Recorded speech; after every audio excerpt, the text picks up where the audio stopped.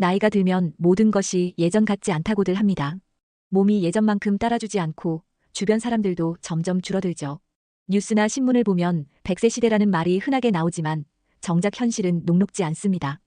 OECD 보고서에 따르면 한국의 66세 이상 노인 빈곤율은 40.4%로 OECD 회원국 중 가장 높은 수준입니다. 이는 단순한 숫자가 아닙니다. 돈이 부족하면 병원비도 부담되고 여가 생활도 포기해야 하며 결국 사회적 관계도 단절되기 쉽습니다. 또한 통계청 조사에 따르면 65세 이상 노인의 41.8%가 자주 외롭다고 답했습니다. 혼자 생활하는 노인의 경우 그 비율은 66.3%까지 치솟습니다. 노후의 경제적 어려움뿐만 아니라 외로움도 큰 문제가 된다는 걸 알 수 있습니다. 하지만 모든 노년이 힘들고 외로운 것은 아닙니다. 어떤 분들은 70에서 75세가 넘어도 여전히 활기차고 독립적으로 살아갑니다. 건강을 잘 유지하고 경제적으로도 자립하며 가족이나 친구들과 행복한 관계를 지속하는 분들이 있죠. 그렇다면 이분들은 어떤 공통점을 가지고 있을까요? 오늘은 행복한 70대를 보내는 분들의 공통점을 주제로 이야기를 해보려 합니다. 지금부터 소개해드릴 8가지 요소는 인생의 성공의 기준이 아니라 어떻게 하면 내 노후를 더 건강하고 만족스럽게 만들 수 있을까에 대한 현실적인 가이드가 될 것입니다. 노후가 불안한 분들, 지금보다 더 행복한 삶을 원하시는 분들이라면 꼭 끝까지 함께 해주세요. 이 8가지를 실천하는 것만으로도 인생이 훨씬 더 만족스러워질 수 있습니다. 지금 좋아요와 구독을 눌러주시고 함께 품격 있는 삶을 배워봅시다. 첫 번째, 건강한 몸을 유지하고 있다. 나이가 들수록 가장 중요한 자산은 돈도 명예도 아닌 건강입니다. 건강이 뒷받침되지 않으면 하고 싶은 일도 가고 싶은 곳도 모두 포기해야 하죠. 반면 70대에도 큰 질병 없이 걷고 식사하고 일상생활을 스스로 할 수 있다면 그것만으로도 성공적인 인생이라고 할 수 있습니다. 한국 사회에서 노인 건강이 중요한 이유는 통계로도 확인됩니다. 65세 이상 노인의 89.5%가 한 가지 이상의 만성질환을 앓고 있으며 평균 2.7개의 만성질환을 보유하고 있습니다. 75세 이상이 되면 골다공증, 당뇨, 심혈관계 질환 발생률이 급격히 증가하며 만성질환이 악화될 가능성이 높아집니다. 한국 노인의 기대 수명과 건강 수명 사이에는 17년의 차이가 있는데 이는 즉 평균적으로 17년 동안 질병을 안고 살아가야 한다는 의미입니다. 이처럼 노인의 건강은 삶의 질과 직결되지만 몇 가지 실천으로 충분히 개선할 수 있습니다. 1. 매일 30분 이상 걷기는 심혈관 건강을 지켜주고 근육량 감소를 예방하는 가장 간단한 운동입니다. 하루 30분 이상 걸을 경우 심장병 위험이 35% 감소하고 치매 발병 위험도 40% 낮아진다는 연구 결과가 있습니다. 이 단백질을 충분히 섭취하기 노인은 근육 감소를 막기 위해 하루 체중 1kg당 1에서 1.2g의 단백질을 섭취해야 합니다. 단백질 부족 시 낙상 위험이 2배 증가하며 근육 손실로 인해 독립적인 생활이 어려워질 수 있습니다. 3. 정기 건강검진 받기 조기 발견이 생명을 살립니다. 국가에서 지원하는 건강검진을 꾸준히 받으면 치료율이 80% 이상 증가합니다. 특히 대장암, 위암, 폐암, 당뇨, 심혈관 질환 검사를 정기적으로 받는 것이 필수입니다. 건강을 유지하는 것만으로도 가족에게 부담을 주지 않으면서 오랫동안 독립적인 생활을 할 수 있습니다. 건강한 몸이 곧 행복한 노후의 첫걸음입니다. 두 번째, 배우자 또는 가족과 좋은 관계를 유지하고 있다. 사람은 누구나 혼자 살 수 없습니다. 나이가 들수록 사회적 관계는 더욱 중요해지며 특히 누가 내 곁에 있느냐가 노후의 삶을 크게 좌우합니다. 나이가 들면 배우자나 자녀와의 관계가 자연스럽게 변화합니다. 하지만 이 과정에서 많은 노인들이 외로움을 경험합니다. 65세 이상 노인의 41.8%가 자주 외롭다고 답했으며 특히 독거노인의 경우 이 비율이 66.3%까지 증가합니다.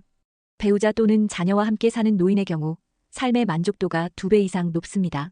노인 자살률이 OECD 회원국 중 1위인데 그 주요 원인 중 하나가 가족과의 단절과 외로움입니다.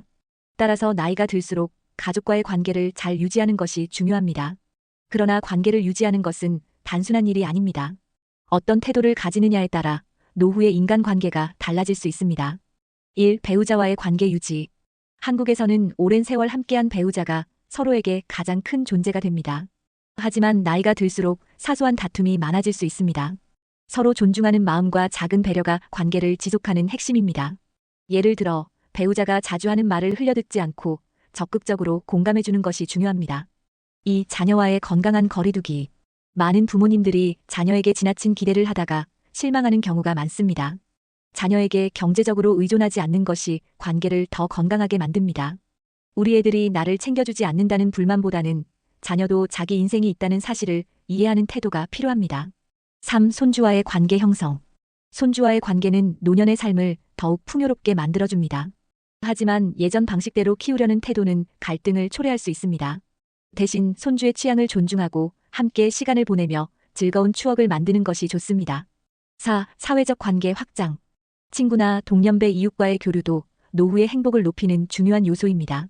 실제로 친구나 이웃과 자주 만나는 노인은 그렇지 않은 노인보다 우울증 발생률이 50% 낮습니다.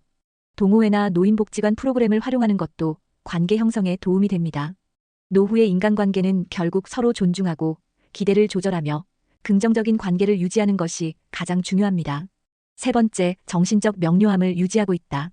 건강한 몸을 유지하는 것도 중요하지만 정신 건강이 뒷받침되지 않으면 독립적인 생활이 어려워집니다. 특히 나이가 들수록 기억력과 판단력이 약해질 수 있는데 이를 예방하지 않으면 보이스피싱, 금융사기, 불필요한 건강식품 구매 등 각종 위험에 노출될 가능성이 높아집니다. 65세 이상 노인의 20% 이상이 경도 인지장애를 경험합니다. 그 밖에 노인 대상 금융 사기가 급증하고 있으며 2022년 기준 60대 이상 피해 금액이 5천억 원을 초과했습니다. 또한 두뇌 활동이 적은 노인은 치매 발병 위험이 2배 이상 높습니다. 노인이 정신적 명료함을 유지하는 방법은 다음과 같습니다. 1. 독서와 글쓰기 습관 들이기. 책을 읽고 짧은 글이라도 써보는 습관은 기억력과 사고력을 유지하는 데 큰 도움이 됩니다. 매일 신문을 읽거나 일기나 감사 노트를 작성하는 것만으로도 인지 능력을 향상시킬 수 있습니다. 2. 새로운 것을 배우는 자세 갖기. 나이가 들어도 새로운 것을 배우려는 태도가 중요합니다. 예를 들어 스마트폰 사용법을 익히거나 새로운 요리법을 배우는 것도 두뇌 활동을 자극하는 좋은 방법입니다. 3. 사기 예방 교육 받기. 최근 보이스피싱, 금융 사기, 가짜 건강식품 판매가 노인을 대상으로 많이 일어나고 있습니다.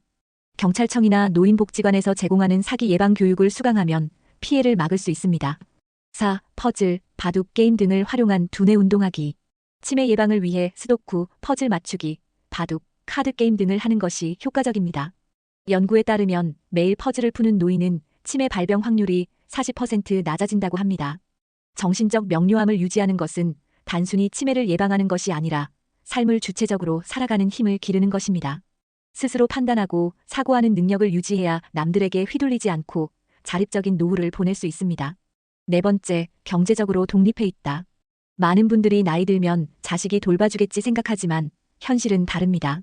자녀들도 본인의 생활을 꾸려가느라 부모님을 경제적으로 지원하기 어려운 경우가 많습니다. 결국 노후에 경제적으로 자립하는 것이 본인뿐만 아니라 가족에게도 부담을 줄이는 길입니다. 한국 노인의 빈곤율은 40.4%로 OECD 국가 중 1위입니다. 65세 이상 노인의 60%가 경제적 어려움을 경험하고 있으며 이 중 절반 이상이 자녀에게 도움을 요청하기 부담스럽다고 응답했습니다. 노후 준비가 미흡한 가구의 경우 은퇴 후 생활비가 절반 이하로 줄어들어 생활 수준이 급격히 하락합니다. 따라서 경제적 독립을 위한 실천 방법은 어떤 것들이 있을까요? 1. 국민연금, 기초연금 등 활용하기. 국민연금은 10년 이상 납입하면 수령 가능하며 최소 1인당 3,040만 원 이상 지급됩니다. 기초연금은 만 65세 이상 저소득층 노인에게 월 최대 32만 원까지 지원됩니다. 자신이 받을 수 있는 연금이 얼마인지 국민연금공단 홈페이지에서 꼭 확인해 보세요. 2. 소소한 수입 창출 방법 찾기. 요즘은 인터넷을 활용한 노후 부업이 많습니다. 자신의 경험을 살려 온라인 강의, 블로그 운영, 노인 대상 교육 강사 등의 활동을 해볼 수 있습니다. 중장년층 대상 아르바이트나 단기 일자리로 마을 도서관 사서, 경비원, 상담원 등도 고려해 볼 만합니다. 3. 자산 관리 및 지출 통제. 은퇴 후에는 수입이 줄어들기 때문에 불필요한 지출을 줄이고 예산을 짜는 것이 중요합니다. 카드 사용보다는 현금을 사용하는 습관을 들이면 과소비를 방지할 수 있습니다. 4. 부동산 활용하기. 집을 소유하고 있는 경우 주택연금을 활용하면 매달 일정 금액을 연금처럼 받을 수 있습니다. 자녀에게 미리 증여하거나 상속할 계획이 있다면 세금 문제를 고려하여 신중하게 결정해야 합니다. 이러한 경제적 독립이 주는 장점이 있습니다. 경제적으로 자립하면 자녀에게 부담을 주지 않으면서도 원하는 삶을 자유롭게 살 수 있습니다. 경제적 여유가 있으면 의료비 부담 없이 건강을 관리할 수 있습니다. 손주들에게 부담 없이 용돈을 줄 수도 있고 여행도 다닐 수 있습니다. 무엇보다 내가 남에게 의존하지 않고 내 삶을 꾸려간다는 자부심을 가질 수 있습니다. 결국 돈이 많고 적음을 떠나 자신이 필요할 때 쓸 수 있는 돈이 있는 것이 중요합니다. 계획적인 경제 활동을 통해 후회 없는 노후를 보내세요. 5번째, 사회적 관계를 유지하고 있다. 노년이 되면 자연스럽게 혼자 있는 시간이 많아집니다. 하지만 혼자 보내는 시간이 길어질수록 외로움과 우울감이 커지고 이는 건강에도 악영향을 미칠 수 있습니다. 연구에 따르면 사회적 관계가 단절된 노인은 그렇지 않은 노인보다 치매 발병률이 50% 이상 높아지고 사망 위험도 30% 증가한다고 합니다. 65세 이상 노인의 41.8%가 자주 외롭다고 응답했습니다. 특히 독거노인의 경우 이 비율이 66.3%까지 증가합니다.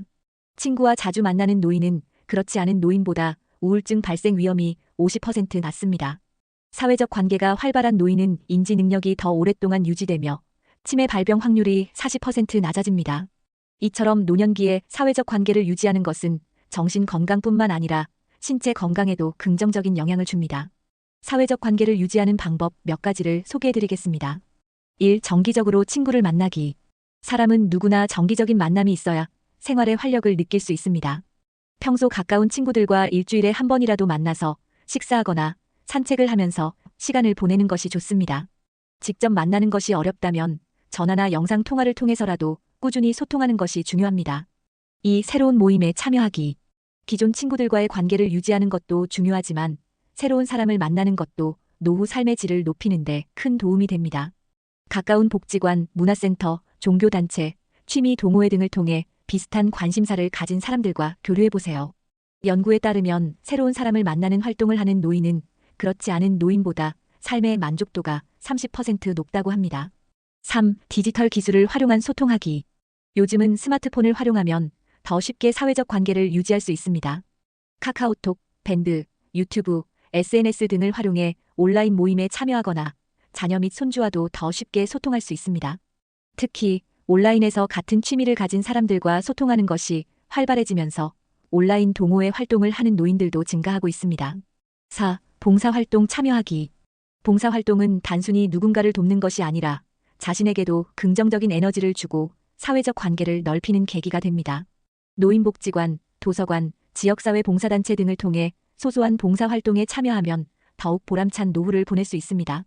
이러한 사회적 관계가 주는 긍정적인 영향들이 있습니다. 사회적 관계를 유지하는 것은 단순히 외로움을 줄이는 것이 아닙니다. 1. 신체 건강 개선. 사람들과 자주 어울리는 노인은 그렇지 않은 노인보다 심혈관 질환 발병률이 30% 낮게 보고됩니다. 2. 정신 건강 유지, 우울증 예방, 치매 발병률 감소에 긍정적입니다. 3. 삶의 만족도 증가. 일상에 활력이 생기고 정서적으로 안정됩니다.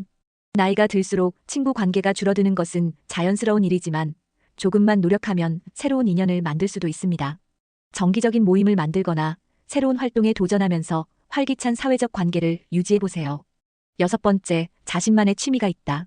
나이가 들수록 무료한 시간을 어떻게 보내느냐가 삶의 질을 결정짓습니다. 많은 분들이 노후에는 편하게 쉬면서 살아야지라고 생각하지만 막상 은퇴 후 시간이 많아지면 뭘 해야 할지 모르겠다, 시간이 너무 안 간다는 고민을 하게 됩니다.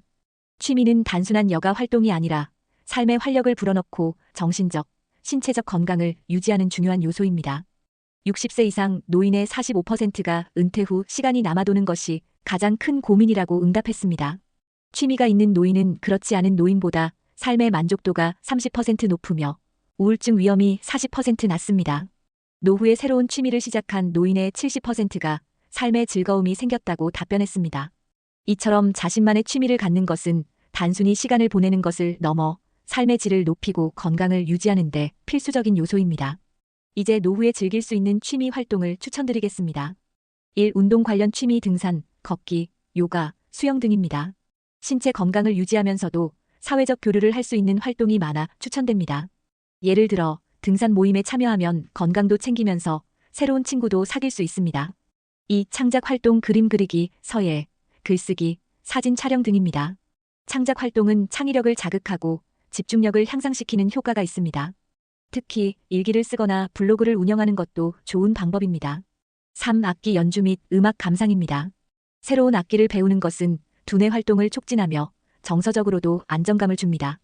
실제로 악기 연주를 하는 노인은 그렇지 않은 노인보다 치매 발병률이 50% 낮다는 연구 결과도 있습니다.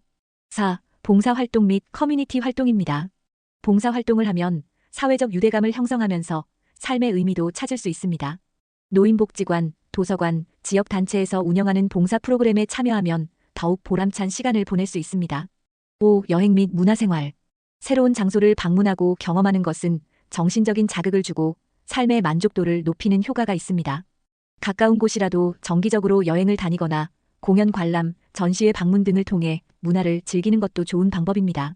이러한 취미가 삶에 주는 긍정적인 효과들이 있습니다. 1. 우울증 예방 및 정신 건강 유지. 취미 활동을 하는 사람은 그렇지 않은 사람보다 우울증 발병 위험이 40% 낮습니다. 2. 삶의 만족도 증가.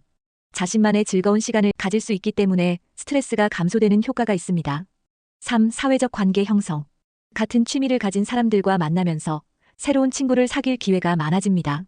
나이가 들었다고 해서 새로운 것을 배우고 즐길 수 없는 것은 아닙니다. 오히려 지금이야말로 자신이 하고 싶었던 것들을 마음껏 즐길 수 있는 시기입니다. 자신에게 맞는 취미를 찾아 남은 인생을 더욱 풍요롭고 활기차게 만들어 보세요. 7번째, 긍정적인 태도를 유지하고 있다. 나이가 들수록 신체적 변화뿐만 아니라 주변 환경도 크게 달라집니다. 오랜 친구와 이별할 수도 있고 자녀들은 독립하며 점점 멀어질 수 있으며 예전처럼 몸이 자유롭지 않을 수도 있습니다. 하지만 이러한 변화를 어떻게 받아들이느냐가 노후의 삶을 결정짓습니다.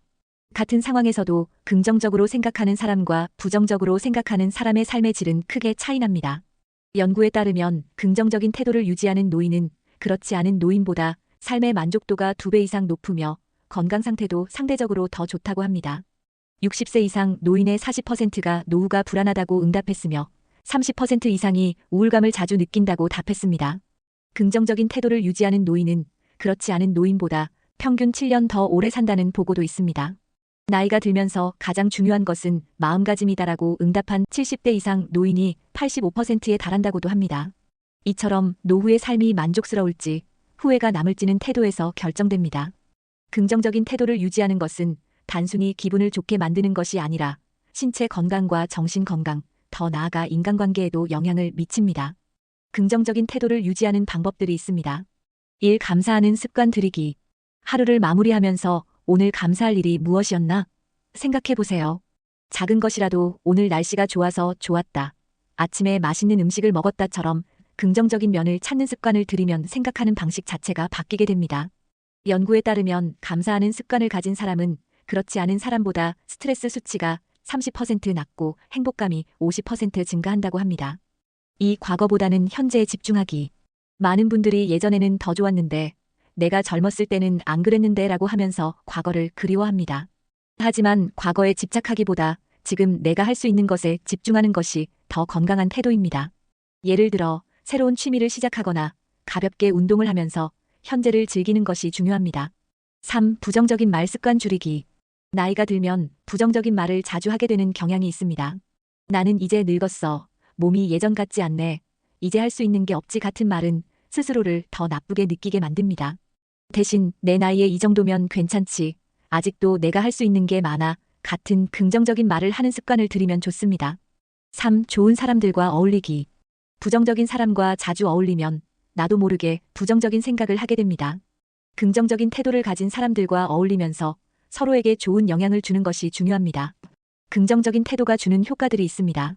1. 건강한 삶 유지. 긍정적인 사람은 스트레스 수치가 낮고 면역력이 강합니다. 2. 더 오래 사는 삶. 긍정적인 사람은 그렇지 않은 사람보다 평균 수명이 7년 더 깁니다.